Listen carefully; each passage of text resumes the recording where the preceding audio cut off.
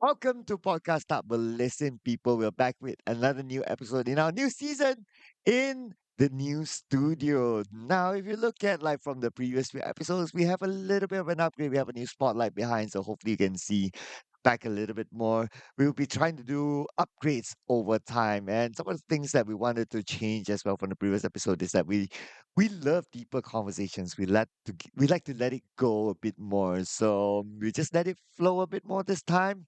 So just saying, right? And of course, if you think that the episodes might be a bit too long for you, you might want to do something in between. There's always the pause button. And the last time I checked our analytics, 50% of you have not subscribed. So if you could do us a favor, hit the subscribe button. Doesn't cost anything at all. And I know we owe you an episode to introduce Amin. Hello, Amir is here Right. again. Again, back here, our new co-host for the new season. The last time we introduced him, he said he's only a tailor. Is he? We'll find out. So, Ami, for Yes. people probably watching you for the first time, trying to get to know you, how would you introduce yourself to the world? Hello, hello, hello. My name is Amir Benzaki. I am just a tailor. Yes, I am just a tailor. Is he or is he Yes. not? Yes. We will uncover it here, ladies and gentlemen. So, okay, let's start with the origin story of Ami Benzaki. So, how was your childhood like? My childhood, like, ha, I was born in a family where both my parents are public servant. So they are working in government. So growing up, I didn't realize how blessed I was. Because actually we are quite well to do. Then as I grew older and I look back, yeah, actually I'm actually blessed to be brought up in this family. Oh, growing up, I was a little bit of a pondan. Wait, what? What do you I'm mean? yeah, yes, I'm a bit of You mean a softie. And I remember like softy in like if people touch no you, no you it's cry? like no Like, no no. Ah, okay, that's one thing. oh, okay, There's this one time when I was I think it was 5 6 years, oh, I was 5 4 5 years old. all right. My sister brought me to her friend's house, and then the friend's brother come and ask, "Hi, comelnya apa nama ni?" I went crying. Oh, Yeah, okay. That was yeah, like 4 or 5. yeah, 4 or 5. So I was Okay. timid, and then grew up because my sister was my best friend. So it's funnily enough because she's is quite a tomboy, but then I am the patah guy. Oh, Yeah, yeah. I like to carry okay. handbags and all. Ooh. Yeah, that was me. That was me growing up. And then my father was like, "Cuba keras sikit." Ah. Yeah. And which part got keras? I Oi, mean, oi, I, oi, I, oi. I, I mean, What? What? guys, this, I didn't mean it that way. Okay, just saying. No lah, okay lah. Then I remember I was enrolled into taekwondo class. So in the effort to make me more manly, the very first time I went to the class, back then yoga pants is not really a thing, but Okay. I wore something like that. Belongs to my sister. Wait, you wore yoga pants in the taekwondo Yeah, class? kind of like because that was the first time I was there. So instead of wearing Okay. tracksuit like any other kid, I wear Uh, like a yoga pants. But then we don't call it yoga pants back then. This is in the 90s. right. So yeah, I went there, wear that a bright green color, yeah, body tight pants. Yeah, that was Right. me. Okay. And then the instructor was like, macam suara perempuan. He's like, And how do you react that time? uh, with nothing. Yes. I thought it was fine. And I I was thought it like, was fine. I was 6 when I was second. so to you, it's like you delulu, it's fine. I'm going to be a tailor soon. You watch out. And then yeah, long story short, from there, and then got interest in as kids you like to see people in uniform. Then with that interest, I start Don't we to all like to see people in uniform? right, right, right. Anyway, Mm-hmm. So yeah, it was there from the taekwondo, and then I like seeing policeman, like seeing military guy. So from there, started to slowly become more crass lah, become more manly. right. Yeah, and then growing up, because my father is very efficient. He likes to, not that he likes to dress up, but he dress up properly. So he was the aspiration for me lah. Hmm. Yeah. Now, how is his dressing like? Like, Uh, Since we obviously don't have a picture, so yeah, it's like illustrate for us. the the the older people. So even when he was in his 30s, back then, he always would dress in collared shirt and Right. slacks rather than jeans and round neck shirt. There's this one time we were planning to go out. I remember he told me that put on something nicer, put on something with collar, a collared shirt, rather than just wearing my round neck shirt. Okay. Okay. So those are some of the things that I remember that my father taught me that yeah, to go out to see people, you have to dress a little bit more dressier, more properly. Yeah. So I get my style nowadays. I believe it is from my father. And do you just comply, or do you like, oh, what's this? I think just like yeah, I just comply. Comply. If I remember correctly, I didn't fight. Yeah, I just Oh. complied. Right. Even though you learn taekwondo. Yes, of course. But It's my father, bro. oh, true enough. True enough. But I'm interested to know about the taekwondo part, right? Mm. So how far do you go? I went all the way. To a Black point. belt. Yeah, black belt. Second dan. I even teach taekwondo at one point in my life. Okay, that's why we are having this bigger gap now today. No lah. Yeah, I'm just making sure that you know. Okay, say this is the safety measure Yeah, part. dude. Yep, yep. Okay, yeah, I feel safer now. Yeah, but do you really think that the taekwondo did toughen you up, or were there other areas that it benefited you instead? It did both actually. Okay, So I get more confidence. I built my personality, and it does toughen me up. And back in the 90s, if you are a softie, you will kena bully. So everyone will come at you and bully you. you had that moment. Uh, a bit because I was timid earlier. But then when I got into school, when I was 7, I've already done taekwondo for about a year. So I was a little bit tougher. So there's this one instance where we have a bully in school that likes to bully everyone.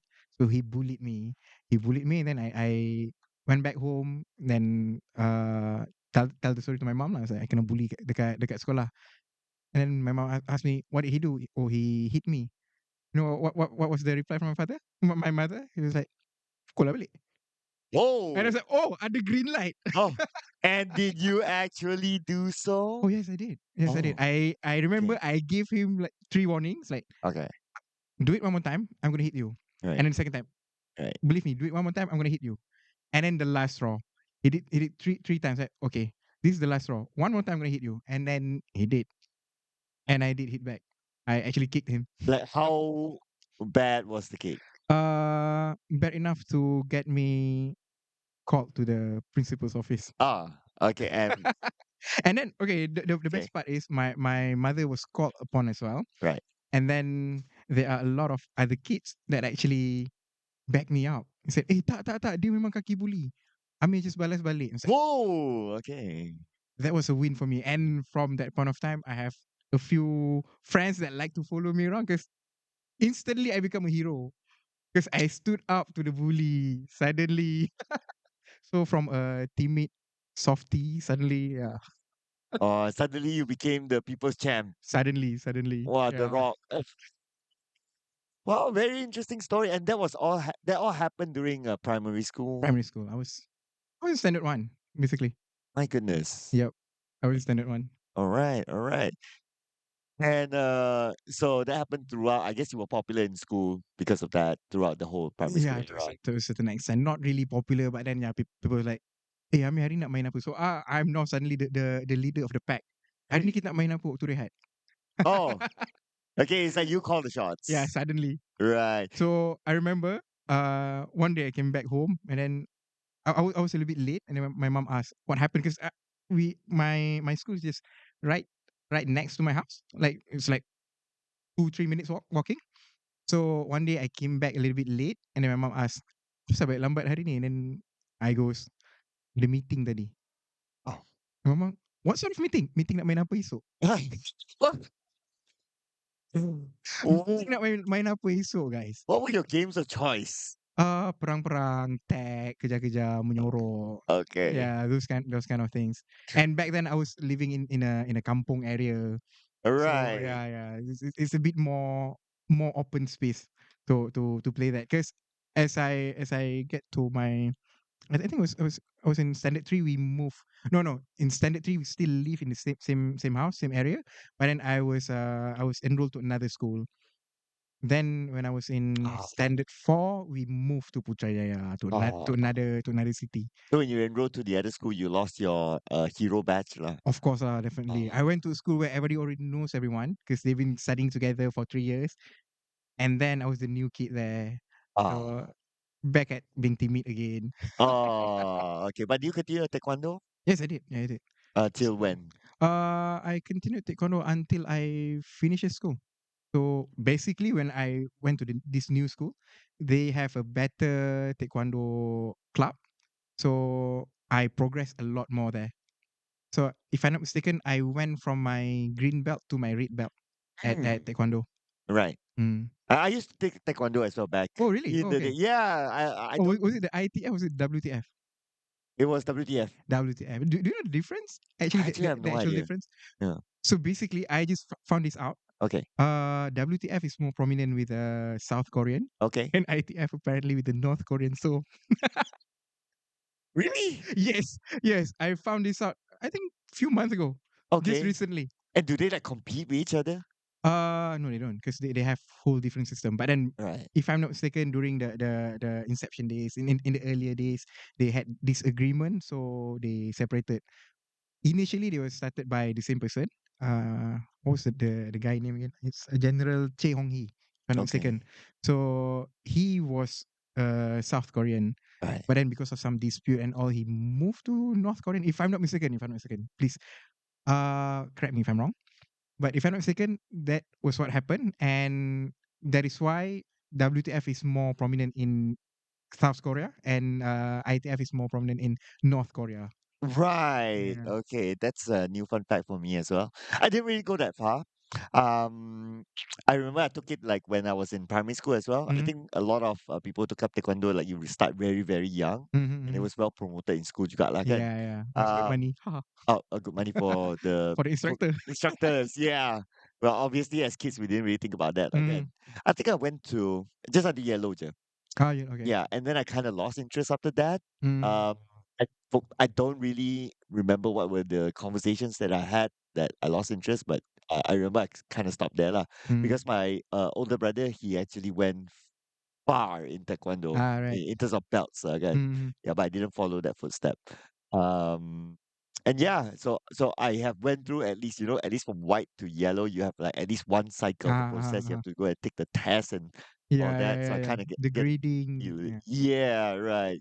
So I understood what does it take to Mm. go through that lah as kids lah. Mm-hmm. Yeah, it was definitely an experience. Mm. Yeah, if I were to turn back time, I probably would have stuck with it. Honestly, Oh, yeah. yeah, Okay. yeah. So I wouldn't say it's a regret, but it was just like one of those things that, you know what, I would like to see how far would I have gone Maybe as a kid. you can restart it again.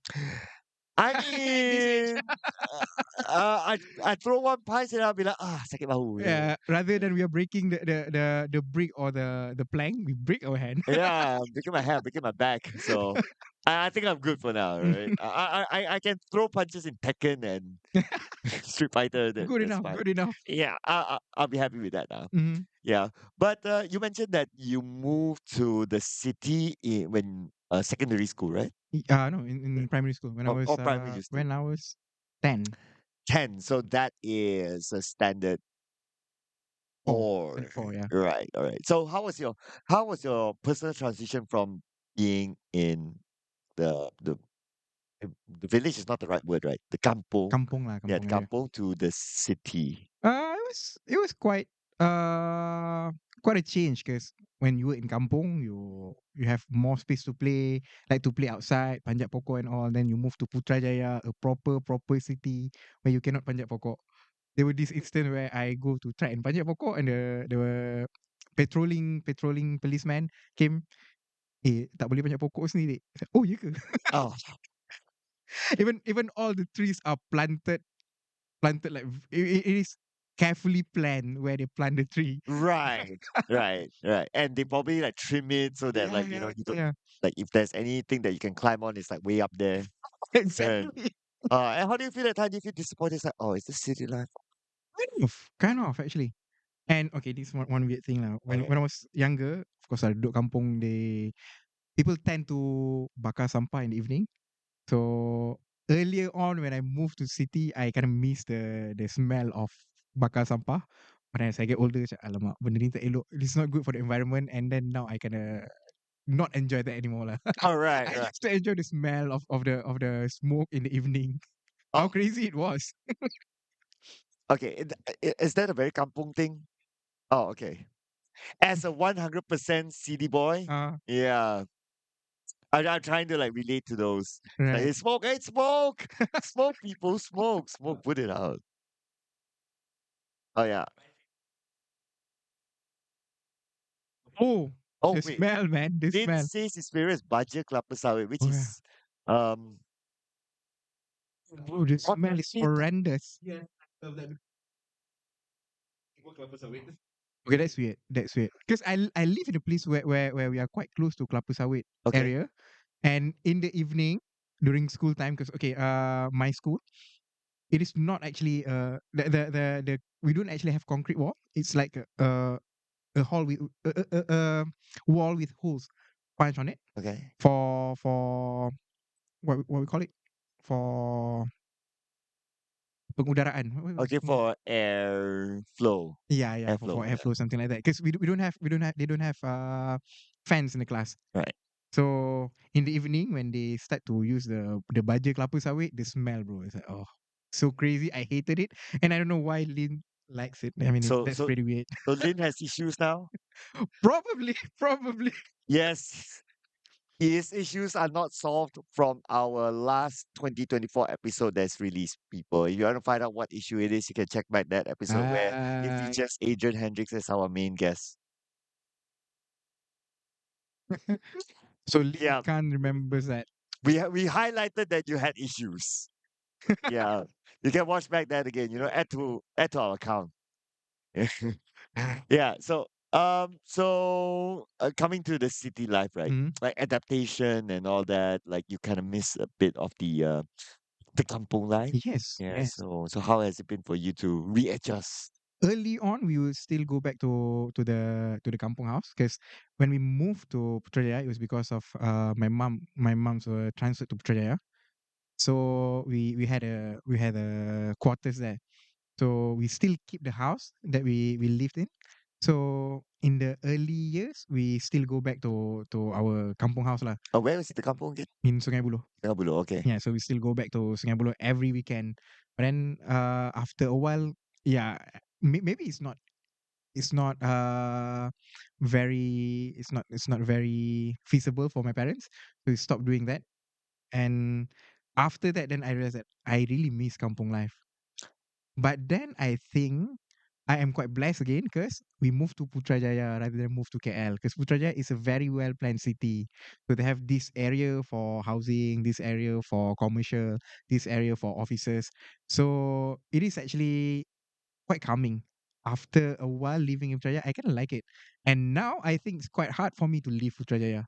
If I Mm. ever have the chance, I would love to buy a land here and build a house, I guess.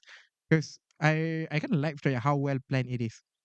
Hmm. Right, right, right. So Putrajaya, yeah, I kind of agree as well. Like the roads are clean. Yeah, it is You very clean. know, it's well planned. It is. Yeah, not gonna lie, the buildings are unique. Mm-hmm, mm-hmm, Yeah, in design, so it's aesthetically nice as well. mm, Like even not only the buildings, but the roads and how they design, like the mm-hmm. landscape and all that. I think it's really nice. It's kind of feel like we are living abroad rather than in Malaysia. Yeah, yeah, yeah, exactly, right. So I remember like I forgot when was this, but Chichat Man, Uh huh. Chichat Yeah. Man We shot one, in Putrajaya. it was shot in Yeah. Putrajaya, right? And when it was released, it looked so futuristic. Right. Right. Yeah. So it was like impressive. Lah. I think that was like one of the early days of Putrajaya Mm-hmm. also. Yeah. And yeah, great work by Chichat Man at that time to just showcase like, oh, it just looks so modern and all Mm-hmm. that at that time. Yeah. But your environment also changed in Mm-hmm. school Yes. for Yes. you, right? Yeah. Like Yeah. did you like had issues, the same issues that you had like back in the day? Can you imagine when Right. I was in kampung school? Right. I was the top student. I was the number one in the year. Oh, So I get all these anugerah, kecemerlangan, and all the best student and okay. everything. But I couldn't read at the age of 8. I was still the best student. What do you mean you couldn't read at the age of 8? I mean I can, but barely. I barely read at the age of 8. There is how low the level was when I was in kampung school. Okay. Then I moved to Putrajaya. I was like, alamak, everyone here is quite smart. Right. Yeah, because when I was in the kampung school, most of them I mean there are varies of people because some of them are born in a family where their parents working in the government, their parents working in the corporate, and there are also people that their parents are rubber tappers and all, and then move to Putrajaya. Everyone are the children of government officers, Right. so everybody is like at almost the same level. So going from number one in school, but then I had this experience when I moved to another school lah before I moved to Putrajaya, because I went from kampung school and then my parents, I mean they sent me to a private school. So from a smart kid to not smart lah, from the number one student go to private school, bro. I was almost at the last in the class, bro. Right. And you went to private school. I did for a year. Ah, okay. Mm-hmm. I'm always curious, like to know, like because most people that I know, if they go to private school, they went to private school, je. Mm-hmm. Or they go to government school, they go to government school, je. Mm-hmm. But you had both, Yeah, I had right? both. I had both. Like how different was it for you as an experience? It is very different. As for start, everybody there is very well to do. Okay, So you are mingling with people with a solid background, and then okay, the most thing that you can notice difference when you go to lunch, right? You go to rehat. In government school, we have to take our money and buy stuff. Then we already prepaid the meal. Just go right, there, go there and take the meal. Yeah, right, yeah, yeah. it was like that. And then this private school that I went to, it is actually not like a proper school building. They rented a shop lot where they transform it into a class, into a school. Oh, is it because there's not enough space, or it is just No, like it's that? just there. Ah, I okay. mean, It's not extra. It's yeah, the school, it's not like right? it's not like an elite private school lah. It's private school that okay, it's Islamic private school because my parents wanted me to be more religious. Mm. Okay, okay. Yeah. All right. Want to hear more about that? Mm-hmm. By the way, fun fact: Lin actually went to Sekolah Agama. Yeah, Hey, religious school. oh wow, Bugis, yeah. Oh, okay, okay, okay. He said Bugis, by the way. Bugis, yeah. Okay. I did a little bit of Tafis as well. Oh, okay. What's Bugisia and Not sure. what's the TLDR? Bugisia. Bugis, Bugis. Oh, Yeah. so it's Is that Bugisian? okay. Yeah. Uh, okay, for the benefit of our audience that's listening, Lin said it is religious school from Bugis. Bugis, Yeah. right? Is that right? So it was a Making Tafiz school. information. So guys, Lin hafal Quran, bro. That's why we don't have a producer cam today. Kalau nak tahu sekarang, Lin dekat belakang kamera dia tengah pakai serban. Oh yeah, yeah. He grew a janggut for that all the way. Right. Yeah, and that's why we don't have a producer cam. You know, we should really get ourselves a producer cam after this. Yeah, and you know what's the best way? Mhm. If all of you watching subscribe, Oh yes. yes, and maybe we could have that kind of upgrade. Yeah, Lynn's giving the double thumbs up. Yeah. So we can have producer cam. You guys can see Lin pakai kopiah dan juga jubah. Ah, yeah. You want to? Yep, yep. Okay. Anyone who's probably known Lynn, you probably have not seen him wearing that before. So, yep. Subscribe, people. Yeah. But anyway, coming back to your story, Mhm. right? So, you went to private school. Okay, Mhm. everyone's like, well to do, smart, and Mhm. all that. But when it comes to like the syllabus and the teaching, as an experience for you as a student, like how different was it as Oh, compared to? no different at all because the Oh, one, really? yeah, the one that I went to, they still use the same syllabus that used in public school. Oh, okay. Yeah, just that I remember that I had my English teacher. She was from the UK, so that is when my Not English actually. Uluklang, right? No, Just no, okay. UK, United Kingdom. I mean, Yep. just making sure. Yep, yep. It's Yeah. not Uluk lang. Uh, It's actual United Kingdom. So she's a Brit, and she converted to Islam. Her name is Khadijah. Yeah, Cik Khadijah, I still remember her. right. She So doesn't sell tudung, right? sorry? Doesn't sell tudung. No, no, no, no, Okay, no, no, no, I mean, not that Siti Khadijah. I mean, we just need to clarify, right? Eh, So yeah, when I was in that school where my English actually get a little bit better. right. Because before that, I remember my mom passed me her phone. It's like, can you turn on my phone? Yeah, I did. I turned on the phone, and then it asking for code. Then my mom reads out the code. I put it in. It said, oh, it says code ecepat. What? Code accepted. Oh, Okay, it was so oh fast. my God. Yeah, I read it as code ecepat. It said code ecepat. That is how bad my English was. Okay, what happened after that? And I was in that school, and then I had an English teacher from England.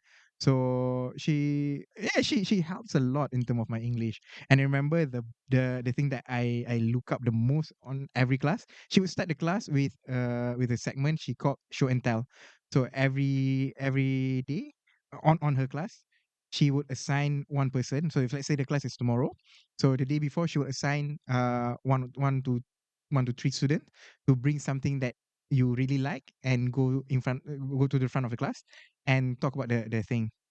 Right. Yeah, so that is how my English actually get a little bit better. You know what? I really like that segment of an education. Mm-hmm. Like you show and tell, like you do public speaking, Yeah. you share what you like, and Mm. especially to kids. And I believe that that really trains people in their public Yeah, yeah. speaking.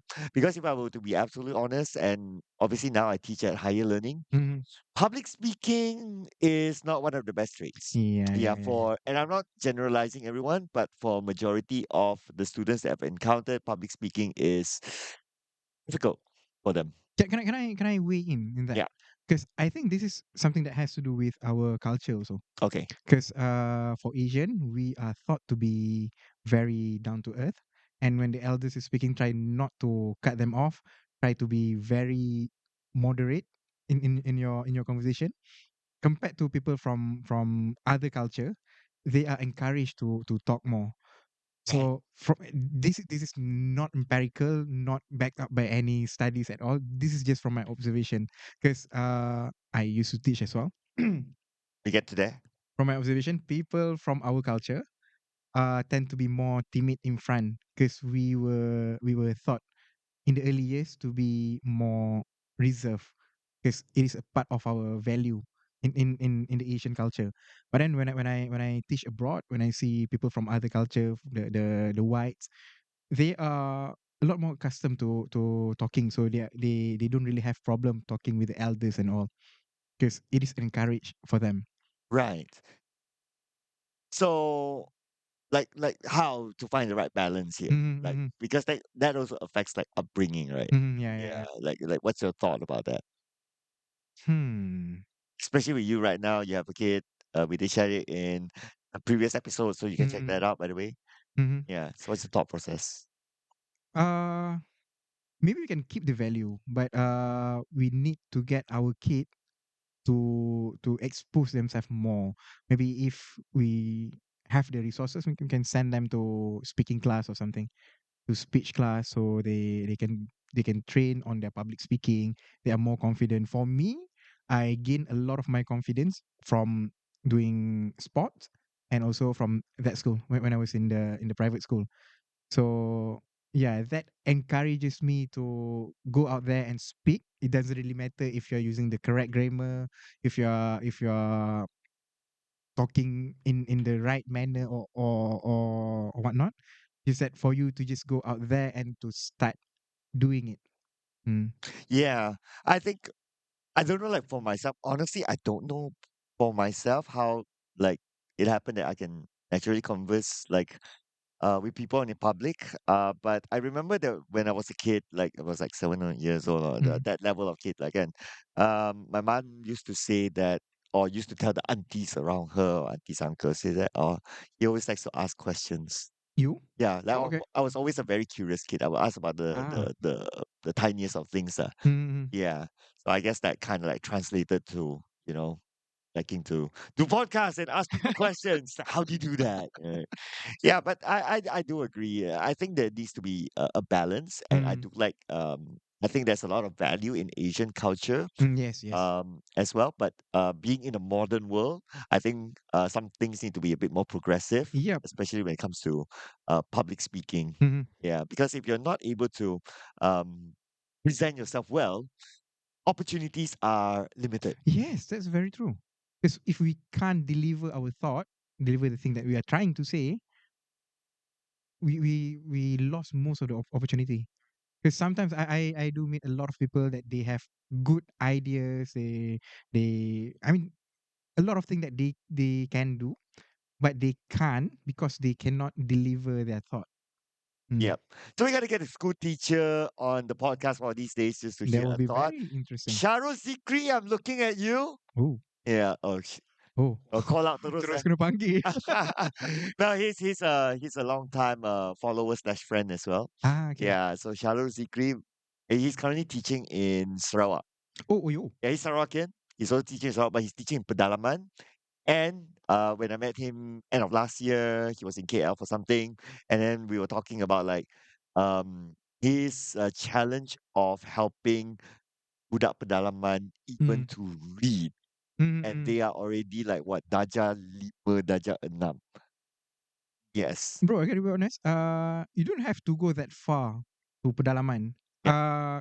My family still lives in the same house that we did when I Okay. was in Kampong area.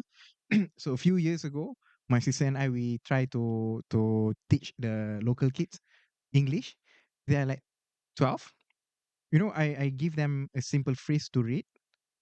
Uh, the word knife, she pronounced it as knife, Kife. knife, like I did with Etchapat. But I did that when I was 9. It's like you Melayukan the word. Yeah. Yeah. And she can't even differentiate the difference between he, she, them, we. And I think the root of this problem is if you go to the kampung school, maybe not in the pedalaman because there are limited students there, but if you go to the kampung school like the one that I did, in the class we had like 56 students in one class compared to when I was in private school there were 17 of us, and when I moved to Putrajaya in one class there is like 26. So can you imagine how the teacher would have time to actually give the attention to 56 students in one class? So it is not just the problem for the kid not learning. I think it is a systemic problem where the teacher can't really give the attention to those that needs the attention. That was exactly the point that when I was talking to my teacher friend, Mm. Sharul, that uh, it's difficult to give attention. And Mm. I can totally understand that because, like, even for myself, let's say if I have like 30 to 40 students in a Mm. class that I only meet them for 3 months because in Yeah. higher learning, like kan, Mm. per Mm. semester, it's difficult to even remember names. Right. Yeah. Right. But yeah, I guess that could be a topic for But education when we yeah. get an actual another educator here in the room. But coming back to your story, right? Mm. Um, so last we left is when you started learning English Yeah. with your UK teacher, Mm. and then you were asked to do public speaking and all that. Mm. So, how was your like first step into doing that sort of like public speaking? This is where I find very interesting. Why? Because the whole setup was made where we were not going to be judged by the thing that we are saying.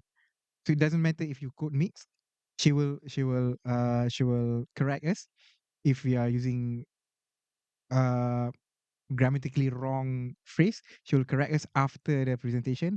So what she did was just bring anything that you like from your home and talk about it in front of the class.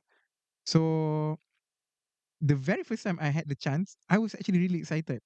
So when I was younger, growing up, I like seeing people in uniform, military men, police officers. So at that time, I had this one figurine. Do you watch Starship Trooper? Yeah. The what's the protagonist name? Is it Rico? It was Rico, right? Okay. Yeah, the main character. So I had this figurine. I had this figurine where I call him Rico.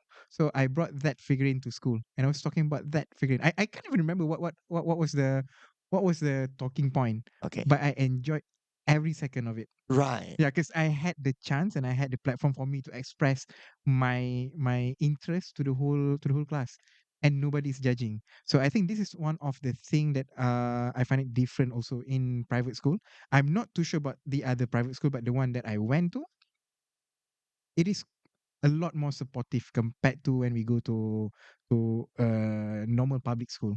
Like you don't get penalized for Yeah, like, oh, you say the wrong yeah, words, that yeah, sort of thing. No, yeah, right. But so it was just like, okay, you just finish your thingy. Is there any feedback session yep, again? yep. Okay, so there So was so a the teacher will give feedback, and then yeah, they will ask question where there will be Q&A session after the presentation and all. right. And the best part, because we are presenting something, we are presenting about something that we actually like. Mm, So we have endless thing to talk about, rather than giving us this certain topic right. and then do presentation about this topic. So then we, because it is not something of our interest, so we can't really relate to that. So this is one of the things that I remember she told us why she wants us to bring things that we like from home, because we have a lot of stuff to talk about, because we like that thing, rather than, like I said, doing presentation on thing that she wanted us to do. Right. Okay. I really like that. So Daddy Lin can take note. Yeah, take note.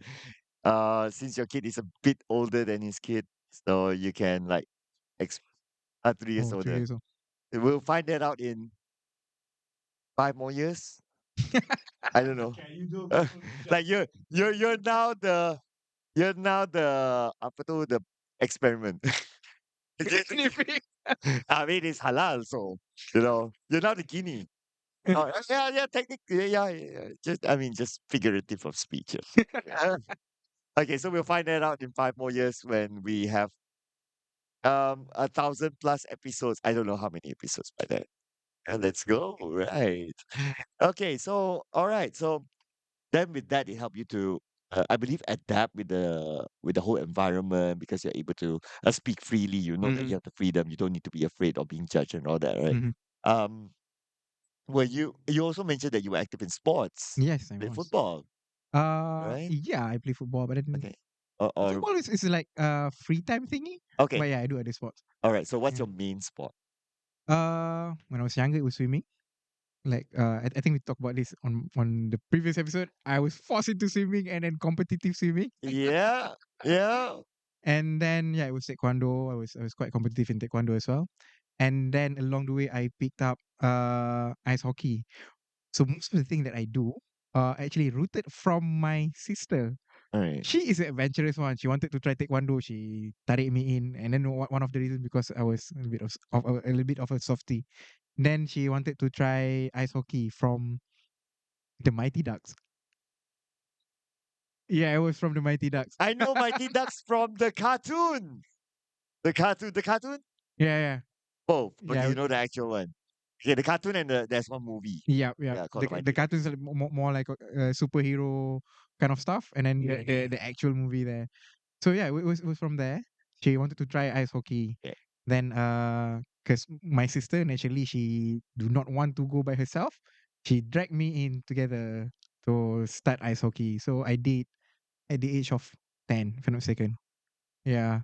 Wow. And then I played quite seriously as well. It was quite competitive.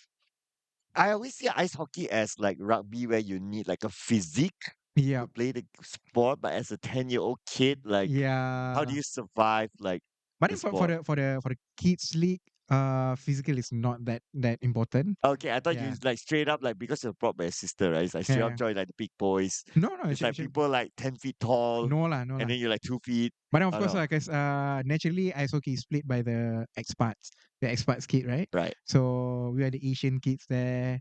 And then when we first started, okay, ice hockey gears are quite expensive. So when we first started, we joined this club in Sunway. I think that time that was the only club that existed in Malaysia at that time. Because there was an ice hockey ring at Yeah, Sunway because there was Pyramid. Sunway Pyramid, yes. Right. So we played there. So they have this they called cage where they put all the stuff, the ice hockey gear donated by other players that don't really use that anymore.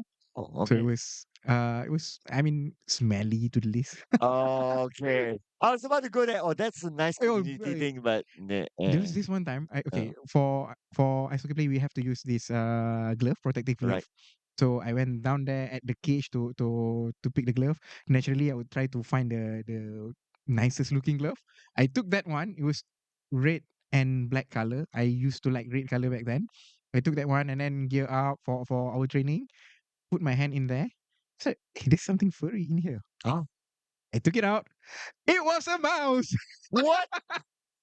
A live one A or? live mouse. A fluffy live mouse. Can you imagine? It was on my hand. It's like, oh, sure. Just threw it away. And excuse me. And then the If mouse, only we had a producer cam. and then the mouse went running Okay. in the changing area, and everybody was screaming because of the mouse. Rooted from me. No. Guys, before you donate your clothing away, please ensure that it is okay, right? But to be fair, the mouse could have came later. Yeah, I think the mouse Yeah, probably came later and yeah. it finds its way there. It's like, oh, this is a very comfortable place for me to sleep in. I mean, it's Then, warm and cozy, yeah, right? it is warm and cozy and a little bit Right. damp. They like that, and a bit smelly, so they like that. So I was the lucky guy who took the same glove that the mouse went in Er, and put my hand on. I was like, oh, something is fluffy in here. You know what? If it was allowed, I would some people say that, you could buy a lottery after that.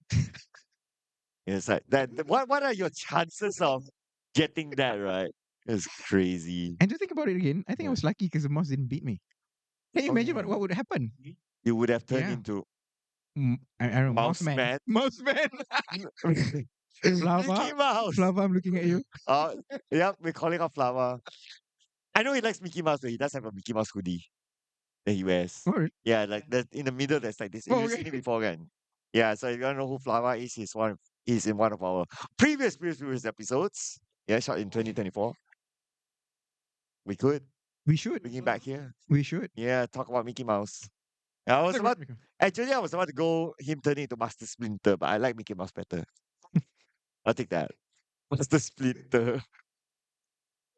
Yeah, so that just shows how old we are. Hmm. But as a 10-year-old kid, getting into the sport, like how easy was it for you to adapt? Like, It did you was, like it in the yeah, first I place? love it. You I love love it. it, I right? love it. I love it because at that time I was still swimming. I was still swimming for the one of the club. I was still swimming competitively. Yeah, but then I like team sport better actually compared to swimming. Why is that? Uh, maybe interaction.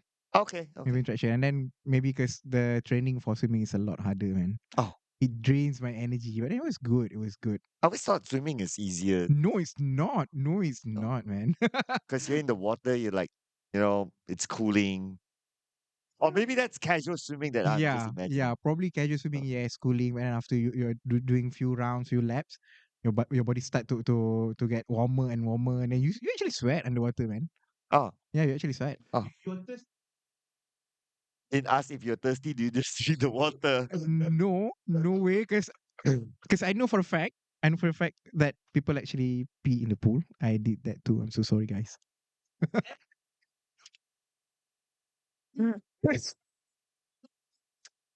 I shall not confirm nor deny. Uh, Lin is just pointing at me. You did, okay. We need a producer cam, okay. Need a We're gonna producer have cam. we're going to have that. We're gonna have that, okay.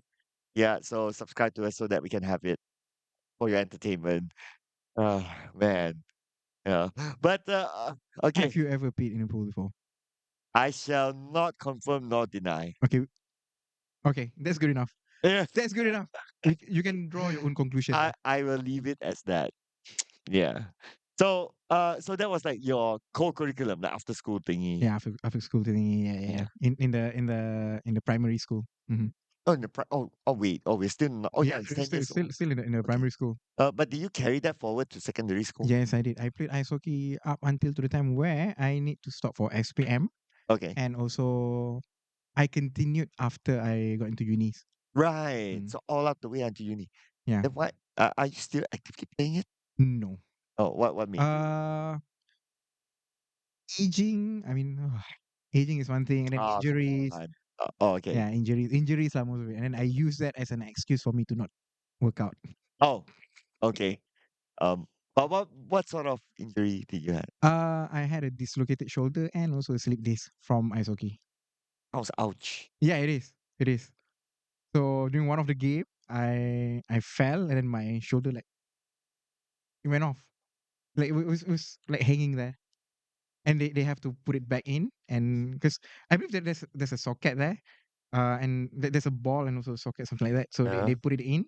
It's uh. like okay, this is gonna hurt a bit. So, are you sure it's gonna be a bit? That's what they all Yeah, that's say. what they all say. Yeah. It's like on a count of three, 1, 2, pop, I'm just holding and I it in, went. I'm just holding it in. "Mm." And then they tell you, be a man. You taekwondo people, right? Be a man. Good old days. Good old days. Oh my goodness. Okay. But it was a team sport that Mm, you like a bit more, right? yeah, Yeah, yeah. yeah. But what do you enjoy the most about team sports? Because team sports can be like kind of 50-50 as well. Like some people like it because of the Mm, interaction, but some people will be like, oh man, I have to deal with these yeah, people. yeah. It Yeah. depends because see in team sport they would always be the person that I mean most of the people they like to play together, and there'll be this one guy, the superstar with superstar attitude. Oh, Like okay. pass it to me, I need to score, pass it to me. It's like, bro, you're not even open. People are like, everybody's like cramping in front of you. What do Right. you mean pass it to you? So I'm the kind of guy that I like to play in team sport because we can strategize together. Oh, sorry, what position do you play in? When I was younger, I was a we call it winger. Okay. I was the right wing, Right. and as I grew older, I was a defender.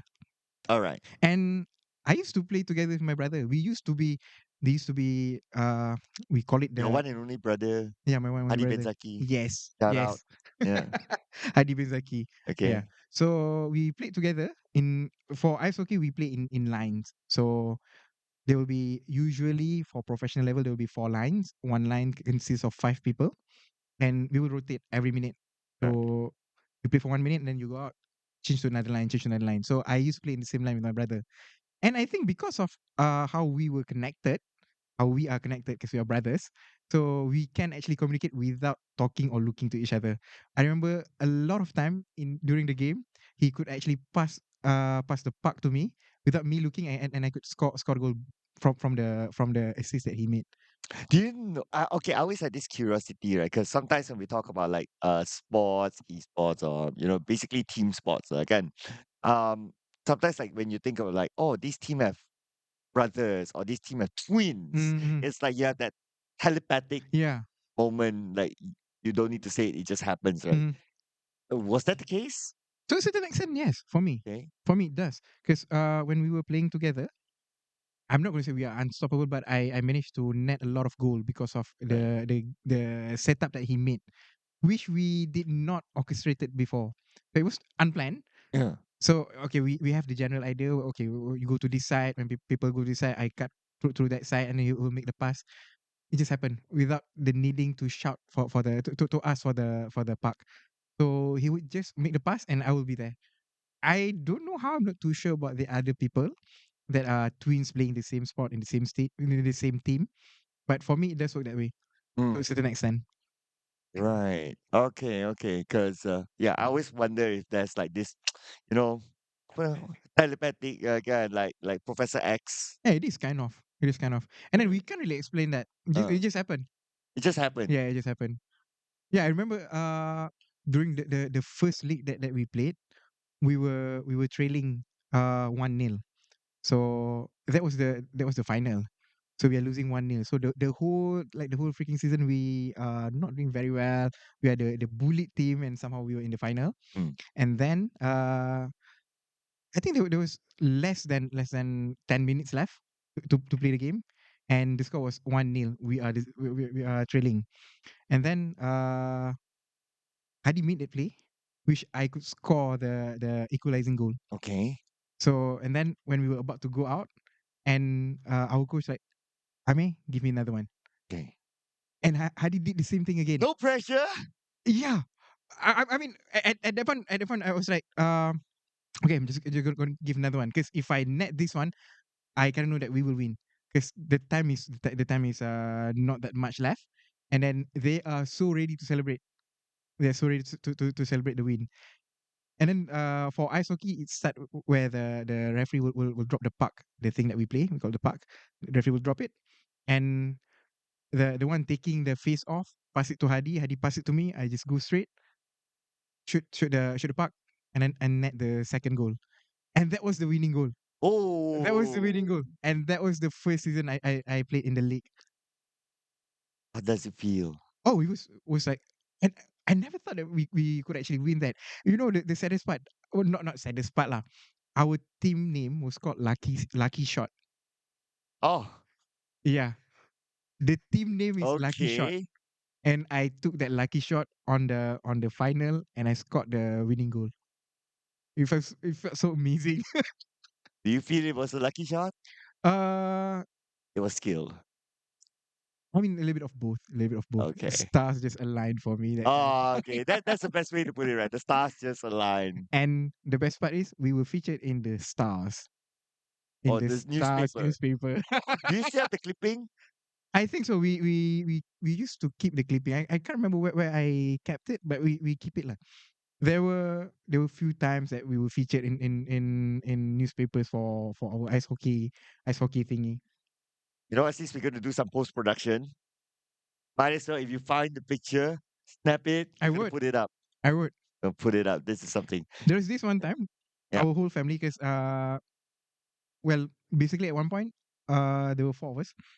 My brother Hadi, then my sister, myself, and my younger sister. All of us play ice hockey. So the Star did coverage for us, and you know they what they put as title, a family affair.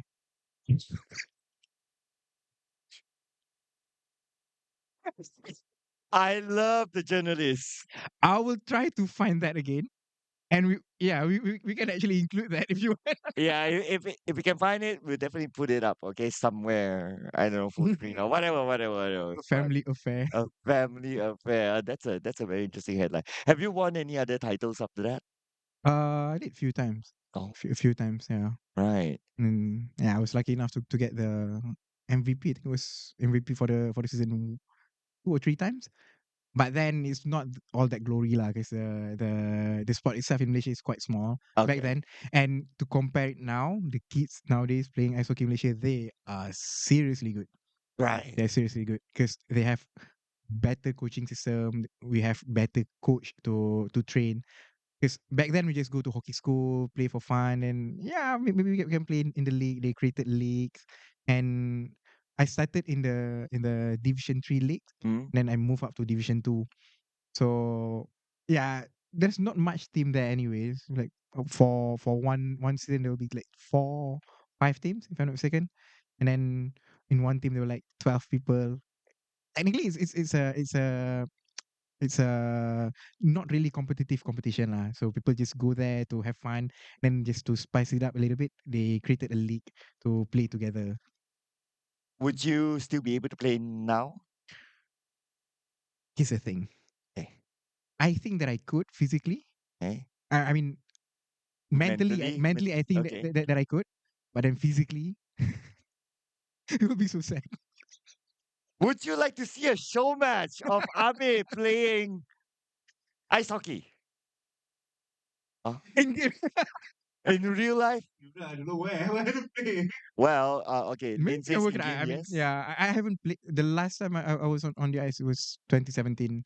That was This is that 8 years, 8 years long. ago. It's Yeah, it pre-COVID. was You know, pre-COVID. COVID, people just erased the COVID era and now we're Yeah, back. So basically, if you minus off the years, you only got for like 2 months. 2 months, eh? Yeah. So, picking up a sport again after 2 months, Mm. Mr. MVP, if you like to see that kind of content, show match, or maybe him giving lessons on ice hockey, put I it in the don't comment lah. Me section. giving lessons gonna be ajaran sesat, man. Well, you could start off with me, okay? I can't even skate for nuts. Maybe we can go ice skating together. Really? On the ice skating ring. Maybe we can. You know, Lin has always wanted to do ice skating.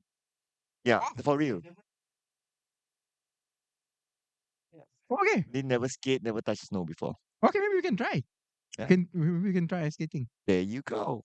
There you go. Go back And and practice oh, so I will not look like a laughing stock. ah, and And no, give me a whole freaking 3 months. we'll tell you one day before. How about that? Oh, tak boleh join lah club. Demam ah. I, Tiba. as what they all say, the show must go on. The show must go on, eh? Just say it. All right. So you played throughout your time in school, Mm, and then after that, right? And then you stopped because of injuries that you had. Can you yep, tell us yep. about the injury moment? Sounds Uh, pretty. it started when I was in my uni years. I played in Morocco. Oh So wow. yeah, Okay. I oh, alamak, terkantoi pula. Okay. I went to Morocco for study, What do you study in Morocco? Islamic studies. Ah, okay. All right. That's the okay. Yeah. All right. That's the continuation. All right. So I played there in Morocco, and there's this one time I was hit from behind. I fell down, and my shoulder hit the board and just went off. But then I was unconscious at time. They took me to the hospital, and the moment I woke up, my GC was scissored down by the doctors to save me because I Okay. was unconscious from the fall. All right. And then I realized that my shoulder feels a little bit weird. And they told me that was the first time I dislocated my shoulder. So like very painful, but I'm not too sure how to describe it because it felt very, very weird. Then they told me that your shoulder just went off, so they put it back. Oh, And they told me that after this, they might be this episode would relapse if you were in a position where you fall awkwardly again, it could happen again. right. So and then I had the second time, I think it was 2000 and 2016. I was playing again an Indonesian team. I was getting hit from behind. I hit the board, went off again. Okay. And Yeah. I Here's the thing. It happens after I scored one of the goal, okay. and maybe I celebrated a little bit too much, and they were like not cool with it. Uh, So on the next shift, they hit me. One of the guy hit me, so I hit the board because it's already there. The shoulder dislocation is already there. It happens again. So right. I couldn't finish the whole tournament because of that injury. So I was just there as a bench warmer, put on all the gears, and JC just sit there because I can't play Oh, because my shoulder is already like gone for the whole tournament. so did you kind of felt that that was your retirement moment? Kind of to a certain extent, yes, Right. because because of that, I can't precisely take my shot when playing. So I noticed after the injury, my passes are way off. It's not very well aligned. My shots are a bit weaker compared to how it was before the injury. So those are some of the things that I think like maybe it is time for me to quit playing because at the end of the day you are not getting paid playing this. It's just a hobby. You're doing it for fun. When you put injury in the equation, suddenly you can deduce to that. Maybe it is time for me to stop Hmm. because at the end of the day, after playing at night, tomorrow you have to wake up and go to work. And Yeah. if the injury will be the thing that deter you from doing your work, then yeah, might as well not doing it anymore. Then it's hard. So you got that injury when it was just playing with friends session. Uh, Wasn't even no, competitive. no, the initial dislocation was during a competition when I was in Morocco, Okay. and the second one was also during competition. Right. So there was Invitational International Cup, something I can't remember the name. Right. It was against an Indonesian team. Right. Mm. And does it affect you now? Uh, Not really. Not really. Maybe because I haven't done anything that actually requires a lot of effort Mm. that would actually affect the shoulder. But Mm. maybe if I were to do something a little bit extra, it could. It could. Mm. Well, I guess that is sometimes the risk when it comes Mm, to mm, sports. yeah. Yeah, and that's why like I'm also in like casual futsal groups Mm, that I don't have the time to go and play with them. But there's always this rule that because everyone's like working adults and all that, they mm, always plant this rule that whatever it is, stay injury free. Mhm. Don't need to be overhyped. Yeah, yeah, It's yeah. not worth it. Yeah, yeah, yeah. Yeah, we're not even playing competitive. We just come show up for like an hour or two, and then we're gone. And Yeah, like because what you're you doing said, it for right? fun. Yeah, exactly. Yeah. And like what you said, everyone needs to go back to their lives after that. Mhm. So let's keep it casual, and the whole point is just for fun and exercise. Mhm. Yeah, and of course, getting together lah. Mhm. Yeah, totally agree with that. Now, so that was the kind of like the time where you start, and you stopped at what age? How old was I at that time? 24, I Ah, guess. was that Yeah. also the reason why your brother stopped as well? No, Like, he oh, he's not he with me. Then what? oh, you're no longer Oh no, no, into. no. He stopped a lot earlier than that lah. Oh, Mm. okay. He went on to do something else, I guess. Yeah. Yeah. Uh, fighting games. Fighting games, yeah. Oh, Still okay. fighting. He Yeah. was a silat guy. There you go. Right. Okay. Um. Okay. So moving from your studies time, so you went to Morocco Mhm. to study. I suppose a few Yeah, it was 3 years there. years, and then you Mm. come back to Malaysia. Yep. Like, what was the first thing that you did? Maybe career-wise when you came back. I Yeah. feel like I mean, generally like, not come back. It's like the first thing I did, nasi lemak. no, it was Not it was that. nasi kerabu. Oh, nasi kerabu. Just like any other Malaysian that went abroad. Yeah. Uh, what I did, because it's a tricky part because I started my business way back in when I was in high school. Oh, okay. So when I came back, Oh, I went back to the business establishment that I started. So worked there went for a bit. straight into that. Yeah, I went back to my business. Hmm? Uh, it was a camera business. Oh, I okay. went It back was to something that. that you started in high school. Yeah, yeah, yeah. Oh, So I went back to that and then doing a few other things. I was in insurance company and then uh yeah. And then I continue my study in Australia after that. oh, wait. So you had a gap. Mm. How many years before you did the whole Australia thing? Yes, 2 years? 2 years Three gap, years. Where is it? right? Yeah, But 2, 3 years. I'm also curious to know, like, your secondary school days. You Mm-hmm. said you kind of started this camera thingy Mm. business. Tell me more about it. Like, how did you have that thought, and what sparked you to like do that? Money. Yep, facts of life, people. Facts of life. Okay. It was a camera business. I started off as a photographer. Uh, because of my hobby. I Mm. like taking pictures when I was younger. I mean, almost everybody liked doing that. Then I somehow ended up becoming a photographer. At one point, I was making about 4,000 a week as a, As a secondary, yes, as a secondary hell, school student. time to be a photographer. Okay, if you ask any older photographer back then in the early 2000, Yeah, you can actually charge 2-3 thousand for one shoot. right. Nowadays, I'm in the wrong career, man.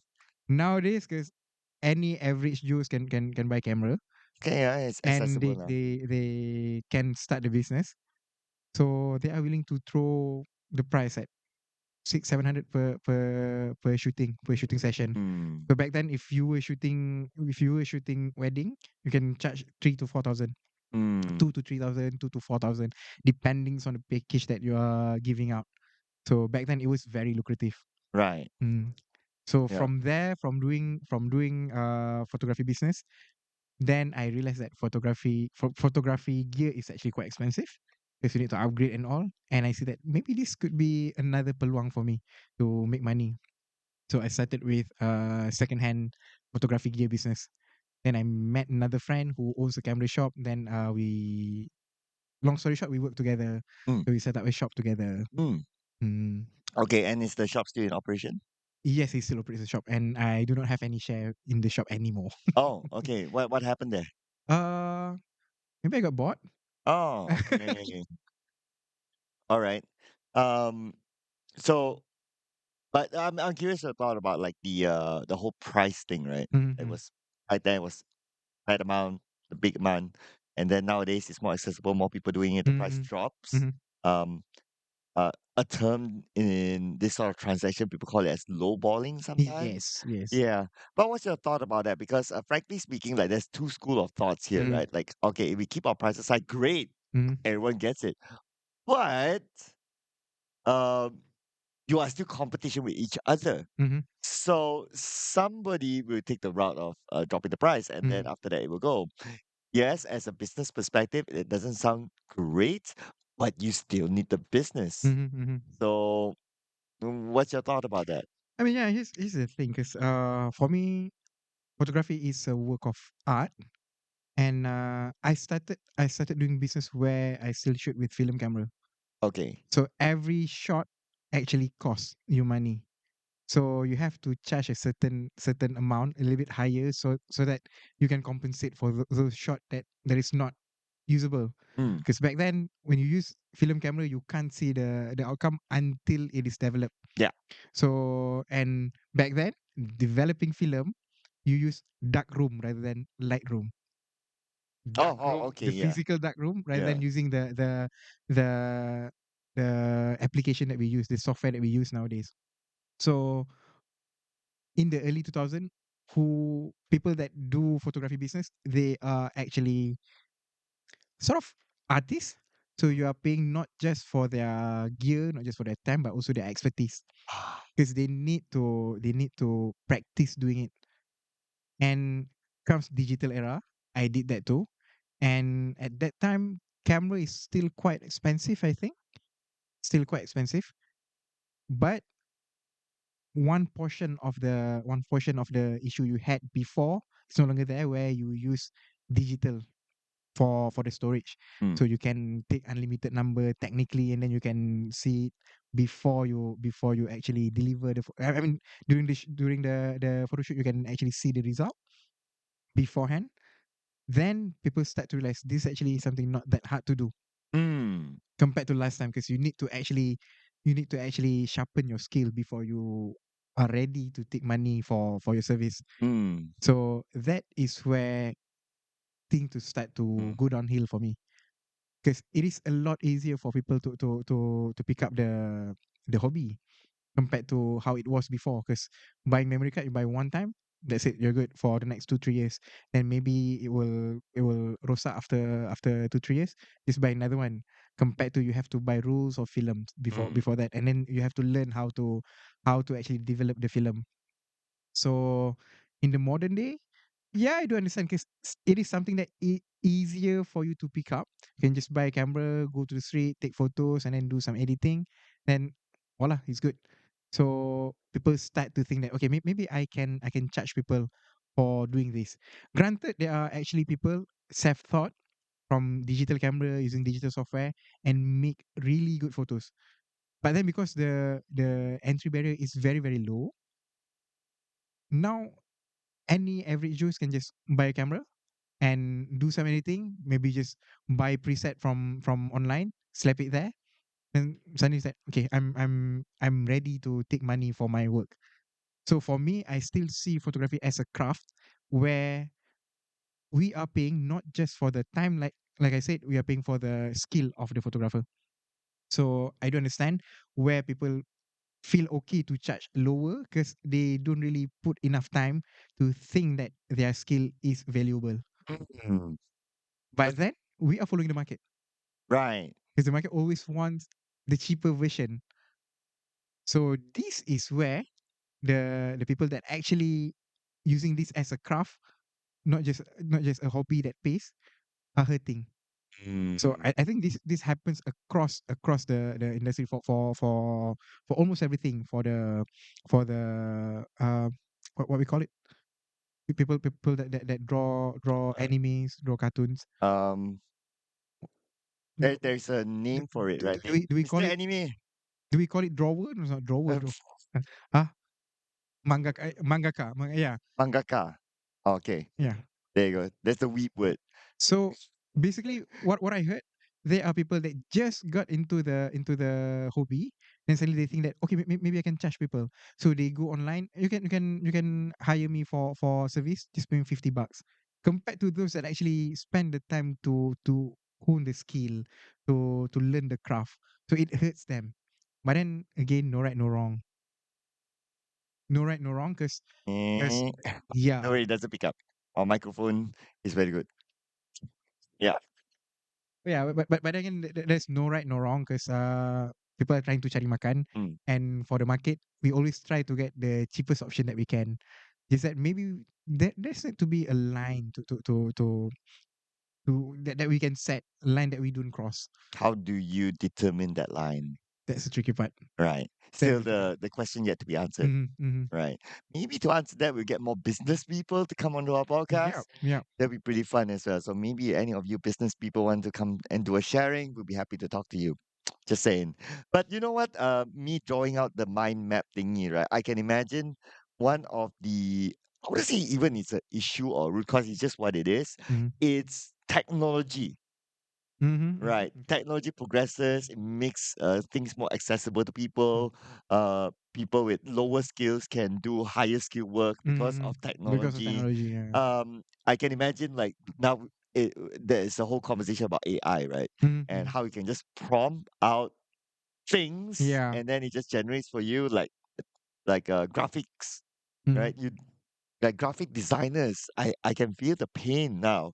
If AI can just prompt out something and it looks good, like graphic designers will be like, yeah, and in a shorter time, lesser effort and all that. That's one. And I recently saw um another YouTuber, Abichara Mona Which one? Okay. Lisa. Yeah. So he was posting on his socials an AI generated video of himself Mm-hmm. that looks and sounds like him. Oh, that Yeah. is scary, man. Yeah. And when I watch it, it's like, okay, so he did a few postings about it. The first posting was like, okay, I could tell that it feels robotic, it feels stiff. Mm-hmm. But then he posted a second one, and then when I look at it, it's like I start to not able to tell the Mm-hmm. difference. Yeah, like if I were to just casually watch, like nobody tells me, I'll be kind of convinced that that is him.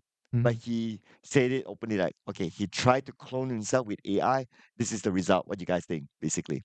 It works. Yeah, and can you imagine that goes to like, um, and how far that can go, right? Okay, now we're talking about graphic designers. It prompts out, and then maybe even like content creators, like there's a whole podcast episode, Mm-hmm. a two of us conversation, but we're never in this room, Mm-hmm. and it comes out. Can you imagine how crazy that is? Yeah, yeah. And that leads to like the whole the commercial side of it. Mm-hmm. Like people can just prompt and like, I don't need you anymore as Yeah. a person in front of the camera. Yeah, yeah. Maybe Right? just need one time to capture the look of you, and then Yeah. your voice, and that's it. I hire you once or twice, Yeah. and then the next 100 times is by an AI. Mm-hmm. Just put script there, then it will generate for you. And how crazy. That happened to Genshin? What do you mean that? Okay.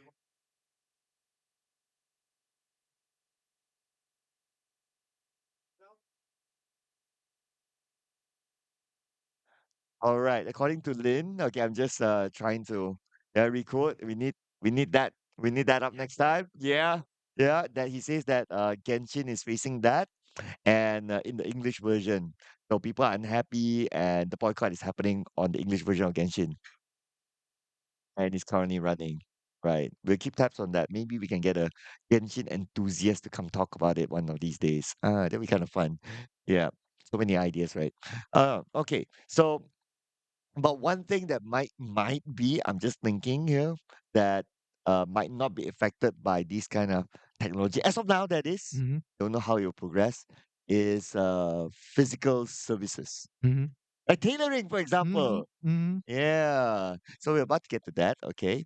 But I'm just also curious, like what were you doing in Australia? I was doing my masters. Okay, in Mm. Comparative religion. okay. But how did all that lead to you being a tailor? Okay. I I commissioned my very first suit when I was in high school. So this is the backstory again. Okay. So when I was in high school, I was made prefect. Then everybody used the one that provided by the school. So you And were as head prefect, right?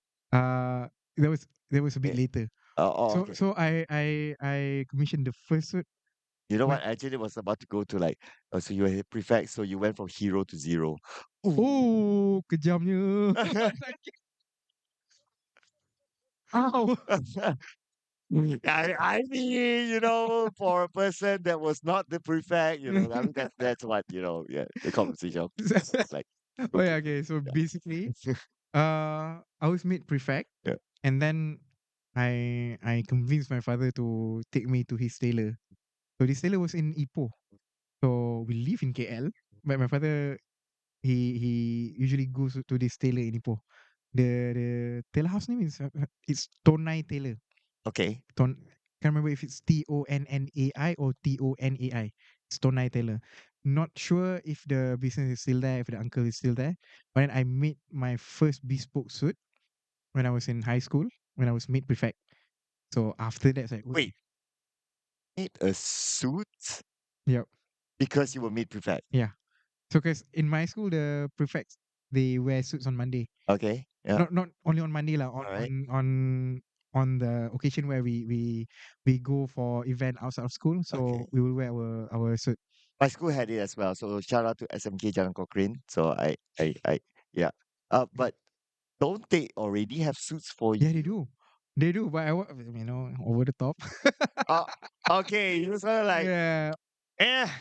Busan lah. The fit is not nice. The Okay. material is not that good. So I went to make a custom bespoke one. Right. Yeah, I don't know how much it cost. I honestly don't know. It was paid by my father. Thank you, Abba. Okay. So that was my very first suit. It was made in Ipoh by the tailor, Uncle How Tonai. different was it? Y- The very first day I showed up in school wearing my suit, everybody's like, kenapa suit kau nampak lain? Oh, right. In a good way or in not a good In a way? good way, in a good way. Right. So it was so amazing. It was so amazing. You had your suit custom made for you and all. Think Felt of like it wearing again. it the whole day. What was that? You felt like wearing it the whole Of day. course, I Like even felt during like very PE. handsome that day. Oh, Over the top, oh like crazy. When man. I think of it again, yeah, I went over the top lah. Do you still have a picture of that? Like the very I first suit? might still have it. Need to Okay. Since need we're to going to do look. post production anyway, if we can find it. Oh, yeah. Well, okay. If there's any way for us to put it up, maybe we'll do a separate post or whatever, be somewhere. Right. I know, right? Just want to control again ourselves. Yeah. Yeah, but these are real conversations, by the way. Yeah. Yeah, don't Okay. worry. Yeah. So you felt like the smartest Oh person yes, in the I house. I mean not intellectually smart, but look Okay. wise, oh, the smartest looking guy. Okay. So I really enjoy using it up until I finish high school. Cause Like, even when you mandi, you wear it. if I have the chance, I would. Okay. I All would. I right. okay. I put on that suit to go to sleep, man. At one point, I did. That is how much I like that suit. Oh man, you slept with it. Yeah, that is Your how much I parents like. like, dude, calm down. It's just a suit. Cause okay, before that, Okay. I have always wanted a suit, but I got no reason to get one. Mm, So you remember, I'm not, are your parents working in the government sector or anything? no. Oh no, okay. So for government servant, mm, I think it was still in the in the 90s or early 2000, they have to work 6 days a week. So on Saturday, I would follow either my mom or my dad to their office. So if I go to my father's office, usually I would go to my father's office like as he had a better position. He had his own office and all. So I would go there, go to his room and lepak there while he's working. Because on Saturday they would work half day until 12 o'clock if I'm not mistaken. So when I follow my father to the office, I was feeling so smart because he's a government officer. So he would wear his coat and all in the office. He has multiple, I can't remember how many, but a lot of suits in his office. And I remember one time I follow him to his office. I was wearing a polo shirt with collar, right? So I went to his coat rack. You can see one tie is already there, pre-tied. He already tied the tie. He didn't undo the knot. He just hang it there. I took it, put it on my shirt because I was wearing polo and I was playing at his computer. Then came his PA. It's like, oh yo, smart macam abah dia. And at that point of time, it's like, one day I want to be as cool as my father, at least look wise. Because okay, my father is a very small person. I think he stands at 151, 152 cm only. Oh, He's very he's smaller than you yes, now. yes. Oh, He okay. he is he is small. Oh, But then think. because of the way he carry himself, the way he dress, it carries a certain gravitas, and people respect him for the way he look, for the way he he carry himself, for the way he portray himself. So I wanted to be like him, and naturally I wanted to have a suit of my own as well to look Mm, like him. But I don't have the chance because why would I need a suit in my high school days, right? mm, But when I was made prefect, that is one of the reason why I wanted to be prefect as well. mm. So the same year, I was offered to become the pembimbing rakan sebaya or pengawal sekolah. So for the pembimbing rakan sebaya, they wear vest, and for the pengawal sekolah, they get suits. For me, the vest is not gonna cut it for me lah. Not enough. So Right. I wanted to get myself a suit. So when I went to the interview, and then the teacher asked, okay, so you are qualified for both. We want you for either PRS or also the pengawas. Nak pilih yang mana satu? So pengawas ini because Obviously. I wanted the suit. I wanted to wear suit to school. Right. So when I get that, go back to my father, say, "Bah, can I get a suit to myself?" Right. Yeah, and And you had it in your mind like you wanted a yep, custom made suit. yep. And yeah, he actually let me.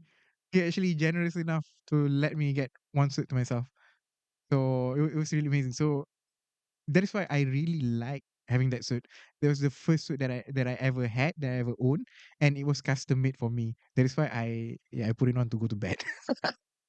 Oh, okay. The proud moment. The Yeah, proud it was a moment. proud moment. So comes to the first day going to school. It was a Monday, wearing the suit. Like, oh, feel so for you, babe.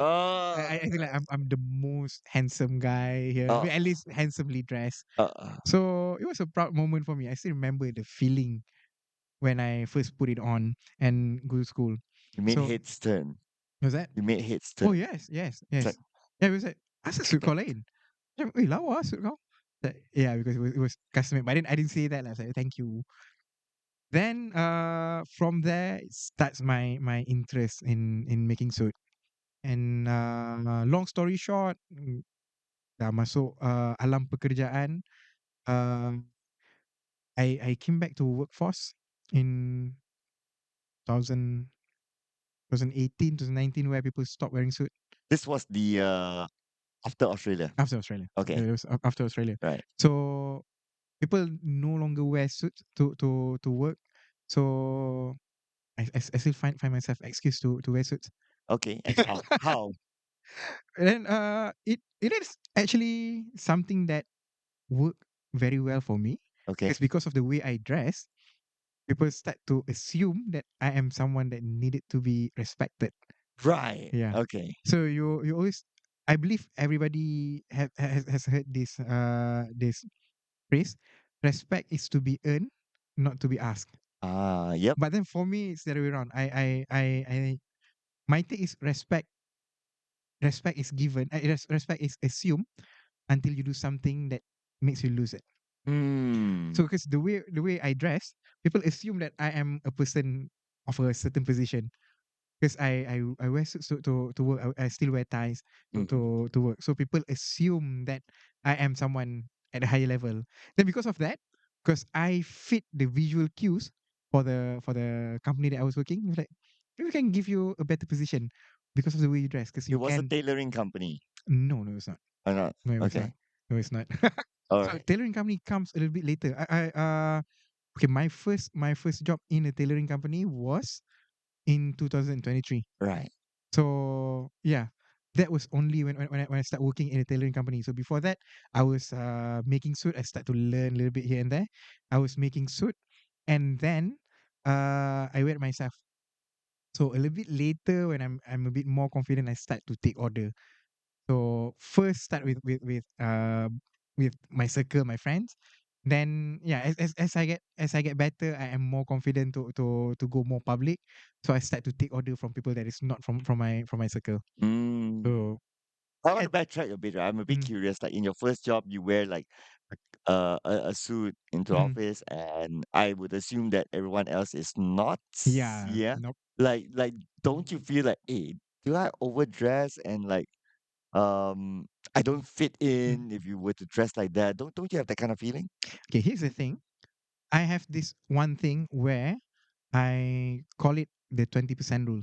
Okay. So I didn't just go into a new scene Uh, all dressed up. So usually I would this is the 20% rule that I follow. So improve my look 20% at a time. So during the first day going to office, I wear a polo shirt because I know it's not in their culture to wear suit. So I put on a polo shirt, put on a slacks, I put on jeans, and also dress shoe rather than a normal sneaker. So I put on dress shoe. So when people see me, the first time they see me, it's like, oh, I mean, it's a little bit dressier because of the dress shoe. Because I use a leather loafer rather than a sneakers or a sport shoe. Then after a week or two, I show up to the office. I was wearing polo shirt, slacks, and also leather loafer. It's like, okay, this is natural to me. So that's another 20%. mm, So I break it down to five segments. The shoe, the pants, the shirt, the jacket, and the tie. Tie right. is the last to accessorize. So 20%, 20%, 20%, 20%. So it makes up to 100% of your outlook. So I did the first 20%, it was my shoe. And the second 20% was the pants because I was using slacks rather than jeans that I used before. Then after a week or two, start to change to a dress shirt. And then the next 1 to 2 week, I start to put on my jacket. Then only I introduce my tie. So the transition for them is like, oh, I mean, it's a dressier guy. Mm, So he is quite dressy and he did it subtly. So mm, when the moment comes where I put on my tie, it is already natural to them to see me wearing that. mm, So that is what I practice when I go to a new when I start a job at a new place because I know the culture in Malaysia, it is not very normal for you to show up in full suit. yep. So I did that so that people will see like, oh, okay, this is natural to Ame. Right. Mm. In fact, the last few corporate jobs that I was in Mm. before I jump into full esports is that I work in tech companies, Mm. and tech companies are like super casual. Yeah, Like yeah. people just show up in t-shirts, some may even go shorts, that Mm. sort of thing. And it doesn't matter. And if one person comes in with a suit, It's like, like, you okay? are And you it's, are you are you heading to a wedding after this? yeah. Right? Or are you going for an interview? Yeah. Yeah, it could be Yeah. either one of those, right? And so the to make it a story, right? So I have this friend, all right, he has this rule for himself that every Wednesday he will show up wearing formal. Okay. Yeah, and formal is like probably the standard of suits in like any other formal wearing environment. Again, Mm. and then he says, why does he do that? So that when he has to wear formal on any other day besides the Wednesday, people don't feel awkward, Mm-hmm. or if he wants to lift it up, like a suit for whatever Yeah. reason, again, Yeah. people don't feel awkward like kau dah kenapa hari ni Tiba-tiba kan. kan? Yeah. Tiba-tiba hari ni. So yeah, I think that kind of relates to your 20% Mm-hmm. rule over the course of few weeks. Yeah. It Yeah. actually took month. Oh, a month to Yeah, like it's find what your final yeah. form. Yeah, to Uh, for me to finally show up in the final forms, like the evolution, like Digimon. yeah, yeah, yeah. You Agumon start with bertukar. as a What was it? Agumon yeah. bertukar jadi. I don't remember the name. You start as a Pikachu. Oh wait, that's Pokemon. Yeah. Yeah.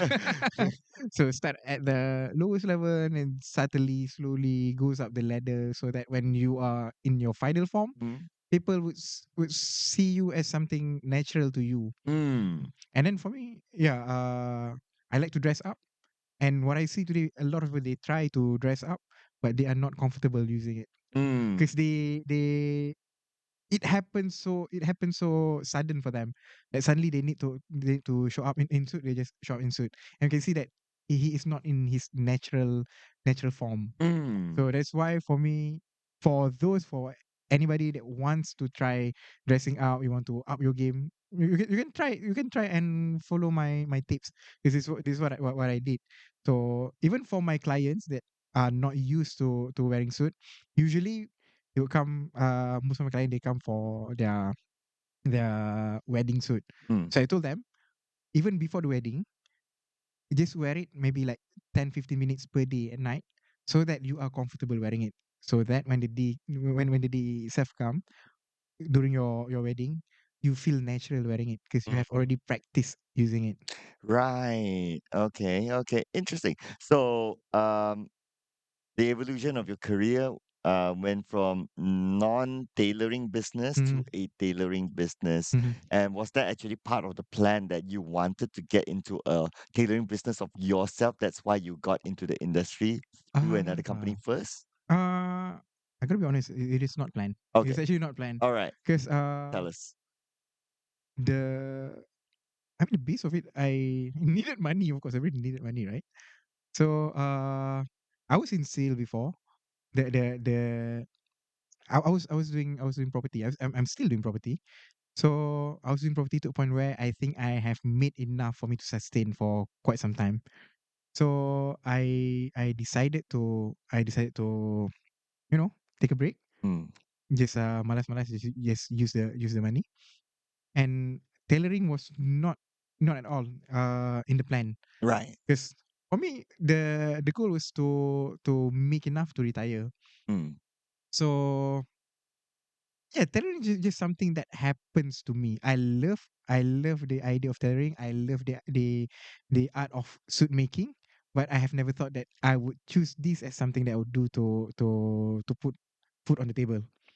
It's just something that happened to me because the last company that I worked with, it was a tailoring company. I was there as their corporate head. I was not even a tailor there. Right. I was there supposedly to help the corporate and also their corporate clients. But then I thought that, you know what? Uh, if if just work is what I need to do to make money, might as well just go back to selling houses because the the pay is a lot Mm. better. It's more lucrative compared to working there. But then again, I wanted to do something that I feel fulfilled doing it. Mm. Then I decided, yeah, maybe start tailoring. Maybe I can start tailoring because I already know how to the how to. Just that I have never actually scaled up to a point where it is sustainable for me to make it as a job. How did you learn tailoring? Uh, I mean, self thought here and then, and learn from other tailors as well. Yeah. Mm. I mean, Self-taught, like mm, what you watch a YouTube video. watch videos and then books, and then of course I have to vet it out with another tailor. Mm. So basically, it's learn on the job for me. Ah. So I started off as a helping hand for other tailor. Mm. So learn how to hem, learn how to cut, learn how to What's a ham? or Oh, the let's say on your trousers. and that's a you mentioned before that's a Oh ham. yeah, yeah. This is the Okay. we call it tailor ham, but So like not this ham. oh, okay. So this tailor ham we use this to do shaping. Okay. So when you see your trousers at the lower part, we will have the excess fabric. We will pull it inside, Yeah. and we do the sewing used by we do sewing by hand. We call that hemming. So started from there and then start to learn how to take measurement and all. So yeah, long story short, I managed to make one suit. And it's like, yeah, I mean, maybe this is something that I can do to not just fill my time, but also can take this as a career for me. Okay, and that was your own suit. You had to take your own measurements. Mm-hmm. Like you stand in front of the mirror and you go like, I know lah. uh, I need ah, someone to do for me lah. it's not physically Yeah, possible, lah. it's quite hard. It's Yeah. quite hard to get a precise measurement. Right. Okay. Okay. And then how did the whole business thing start for you? Oh. Like transitioning from working with people and it's like, okay, let's do my own thing right now. Mhm. Like how do you begin? Uh, I had the blessing of being in a position where my financial is quite okay. So when I left the job, I did check with my wife. You think it's okay for me to quit my job and start my own tailoring? And she was like, if you think that you can do it, yeah, maybe try and do that because it seems like you are not happy working there anyway.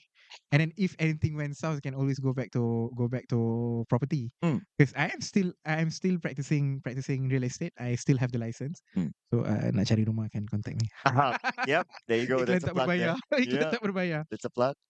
So I think at that point it was a leap of faith lah. It was a leap of faith, leaving the job that I thought that I would enjoy the most because I like the business of suit making.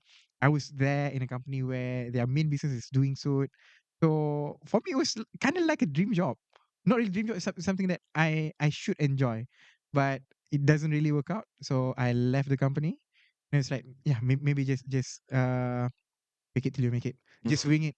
Just go out there, and then just start to contact all my previous housing client, my previous bosses, mm, my other corporate friends. Like, you know what? You already know how I dress up.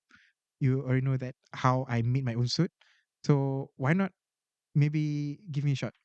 right. Yeah, And it wasn't planned, right? it was All not that. planned. It It was was not just planned. like, hey, kebetulan lah. It's like Mhm, sudden. mhm. Right. And then, yeah, it was something that quite quite interesting because okay, I know for a fact that I can make so that, but then I didn't know that I can actually make this into a career. Mm, But now looking back at it, it is. I'm not too sure how did I build this one up, but mm, I do like how it ends up right now at least. right. Mm. I can imagine like it just went from maybe one order to another Yeah. and to another, and then I'm sure there are referrals in Yep. between Yep. also. Yeah. Yeah, and so on and so forth. Mhm. But why did you go choose to go down the gentleman's style of The gentleman's also. yeah, or I would say that the gentleman's style of tailoring. All right. Yeah. You mean why don't I go with? Yeah, like why do you like, hey, it's a business, I could Mm, diversify because in business, diversification is mm, always a topic as well mm, to maintain relevancy in case one area doesn't really work out, right? mhm, So but you choose to just stick with one, right? mhm, mhm. Instead of like, okay, now I do this, okay, let's do this, let's do other Yeah. stuff like Okay. multiple stuff like Okay. yeah. Uh, like for me, I see tailoring as something quite similar to photography. It's a craft. So I like crafting suits rather than other thing because this is something that is close to my heart as well. Like I said, I have always wanted to have a suit when I was younger, but don't have the occasion to have one. And then when I got my first suit, I got so happy, and I want people to have the same feeling that I did when I got my first suit. Yeah. So why the gentleman style, the classic menswear? Because this is something that of my interest. So for me, doing it, I really enjoy. I really enjoy the process. I really enjoy everything throughout from the start, from the paper drafting, from the paper cutting, and start doing with the fabric and all. I enjoy every single process of it Mm, because it is something that I really really like. I'm not going to say that I'm obsessed, but it is something that of an obsession to a okay. certain extent. And now since you're running as a business, as a career, right? Like, Mm. do you judge other people's suits? No, no, I don't. No, No, I like don't. when you look at it, it's like, oh, that guy's suit is, No, no, no, no, I don't. no, No, I don't. Because in the realm, okay, this is my view. This is my personal view. In my realm of suit wearing, there are people that wear suits because they need to, and there are people that wear suits because they want to. mm, So for those that they need to, they will just get anything that fits the fits the budget, and also the box that they need to be in. mm, So they're attending this event, they need to wear suit. Maybe they don't make it, they don't order it, they just rent it, or they just buy from secondhand shop or anything. mm, Because to begin with, they don't really need to have that suit. And then comes the second group where people are enthusiasts. They are the nerds of the menswear. So they wanted their suit in certain way. They want this certain cut. They want this certain feature in their suit. So for those people, I don't judge, but then I would see that, right, right. Now I can see. mm, Now I can see. Then those are the feature that I try to nitpick. Okay, this is very very nicely done. This is like not nicely done. So for the average Joes, for me, it's fine. It's totally fine. Mm. okay, okay. But you know what? I want to dig deeper about your knowledge of suits, Mm-hmm. especially, right? Which I think at least in the esports industry, is not a common topic. Yes, like Mm, talents in front of cameras, we wear suits occasionally and so on and so forth. mm. But you are obviously an expert in this area. Not really lah. Don't call me expert. Oh, I mean, come on. maybe slight knowledge because I put a lot of time learning about it because I Okay. liked it. Yeah, you So, spend more time in that area, mhm. right? But but ladies and gentlemen, if you want to know more about this and about suit making and the science behind suit, can I call it the science behind suits? Probably science. Yeah, yeah. Probably. Okay, I'll I mean, keep. it is actually an engineering to a certain extent. Okay, I think that's a better word. The engineering behind suits. Okay, you gotta stay tuned because we will show you the engineering behind suits in the next episode, people. For now, we'll wrap this up first, Mhm. okay? Because the next one, we want to have that main focus on to your expertise. Yeah, we'll Mm. talk about that more. And just a little bit of a teaser. What you see here, the piece of vest that I'm wearing here is by the man himself. Yeah, Yeah. yeah. There will be another piece that we showcase later. And we'll talk about the thought Mhm, process when we were discussing about the whole suit mhm, mhm. later on. So before we go on to that, I just have that one other question that I always like to ask my guests, right? Like, what is your long-term personal goal? Long-term personal goal. Yeah, do you have one, and what would it be? Uh, Before this, I always thought that I wanted to retire and do nothing, relax, have enough money to sustain to a certain period of time until the day that I going to leave the world. But then now I think of it, this is my long term plan. I don't mind doing this for a long time until I'm a bit older because I like doing it. And if I have the chance and if my son likes it, he can maybe picks up the craft himself Mm, and continue with the business if he likes right. it. And ultimately, if I this is the idealistic world, wanted to have a farmhouse somewhere quite secluded, Mm, quite away from the hustle and bustle of the city. right, And I run my tailor shop there. Like those old men that do their tailoring in the small village of Italy, something like that. I would love right. to do that. And if people want to find you, they have to like climb the mountain, No lah, no lah, they have to cross five not to that rivers, extent, but maybe yeah. and then see you in this house all alone. And it's like, sir, we've traveled. No, not that kind, right? No, okay. And I was thinking like RPG, but okay. And one more question that I would like to ask my guests, or well, technically you're the guest and also the co-host, but yeah, okay. Yeah. Anyway, yeah. Um, what would be that one advice that you would give to somebody who wants to get into tailoring? Mm, do it because you like it. Yeah, Yeah, do it because you like it. because it's an art. Yeah, because I do see there are some instances where there are second, third, fourth generation of tailors, but they want to do something else. They don't really see this as art. Because for me, it is very rewarding because this is a hobby that I like doing, and it is an art for me. So when we make buttonhole, when I make buttonhole with my hands, because I do make uh handmade buttonhole for the suits. So for people that don't really like the craft, doing that, it is quite tedious. And if you make a mistake, you have to redo almost everything again. Mm, For those that don't really see this as something that they like doing, it is tiresome. But for me, it's fine mm. because I like doing it. It's like, oh, it's a mistake. Okay. Yeah, let's do it again. Oh, okay. Yeah, Right. It's like, oh, it's a mistake. kena buat lagi, kena buka balik drama. No, Yeah. Okay. for me, yeah, it's something that I really enjoy doing. So I mean, nowadays it's very easy to learn all this craft. It's just a matter of practicing. So if anyone maybe at a certain point of their life, maybe you think like maybe corporate world is not for me. I wanted to do something more artsy, more crafty. I wanted to learn tailoring. You can do it. Honestly, you can do it. It is not easy, but it's not that hard. Right. When you put time, practice, yeah, it will be a breeze. He says it's not that hard, but my kemahiran hidup, when we did jahitan, my mom did it for me. No lah, cause Sorry, cikgu. expose here. It's like 30 years ago, so yeah, it's fine. Right.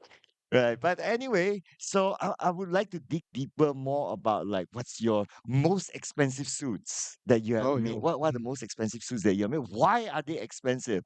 But of course, we'll leave that for the next episode, people. So stay tuned. Don't forget to subscribe as well because we need a camera for Lin. We need a mic for Lin. So subscribe would definitely help us to improve the overall aesthetics of the podcast and the technicality of the podcast. Until then, we'll see you guys in the next episode. All right. Bye.